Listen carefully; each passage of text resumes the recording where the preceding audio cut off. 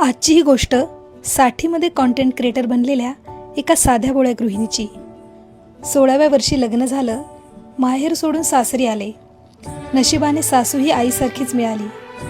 आई पण काय असतं हे मी माझ्या आई आणि सासूकडून शिकले.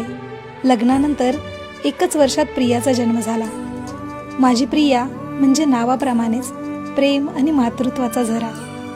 मी प्रियाला जन्म दिला आणि तिने माझ्या मातृत्वाला जन्म दिला. पाठोपाठ प्रज्ञाचा जन्म झाला. माझी प्रज्ञा नावाप्रमाणेच बुद्धिमान, कष्टाळू आणि धाडसी. या प्रवासात प्रज्ञाने माझ्यातल्या आत्मविश्वासाला जन्म दिला. माझी आई म्हणायची, तुझा पाळणा फार जवळ आहे ग. पुढे 3 वर्षांनी मयुरी झाली. माझी मयू म्हणजे हसून जग जिंकणारी, मनात लाखो दुःख साठवून इतरांना मात्र हसवणारी. मी तिला जन्म दिला